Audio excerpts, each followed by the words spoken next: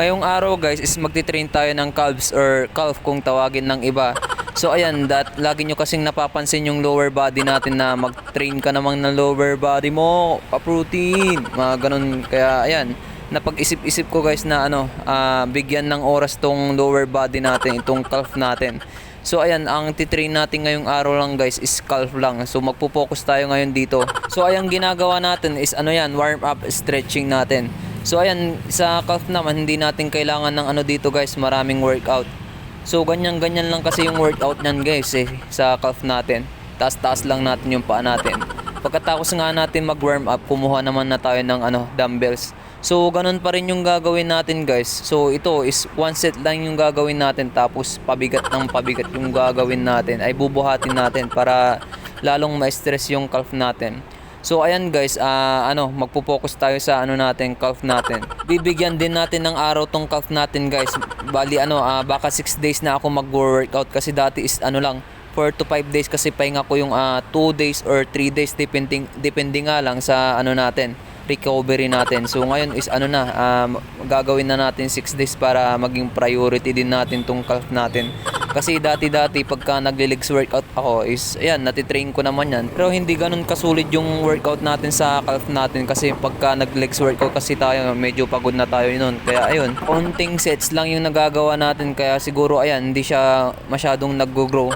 Yan, at pagkatapos nga natin nabuhat yung isa, ito naman binuhat natin yung pinakamabigat nating dumbbells guys. So ayun guys, bawat kuha natin ng dumbbells is tigwa 1 sets lang yung ginagawa natin dyan. Pero yun, pabigat ng pabigat yung kinukuha natin. Tapos pero nagbuhat pa rin tayo dyan ng pinakamabigat. Yung barbell natin na pinakamabigat at 3 sets yung ginawa natin doon. So ayun, tignan nyo na lang. Medyo mahirap mag-calf lalo na pag ganyan, no? Ayan, no? Wala tayong kasing stopper kaya medyo natutumba tayo, lalo na pag medyo mabigat yung binubuhat natin. Ayun, medyo na out balance tayo.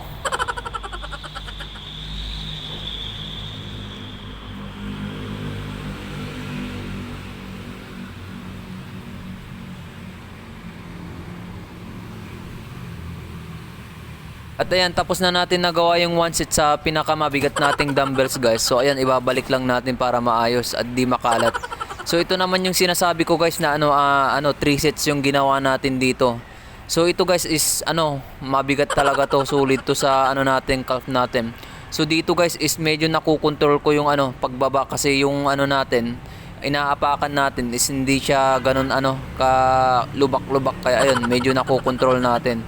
So ayan, 3 sets yung ginawa natin dyan guys. At tignan nyo naman yung calf ko guys, hindi naman siya ganun ka nipis, diba? Sinasabi kasi ng iba, ayun, chicken legs tayo at sobrang nipis yung calf natin.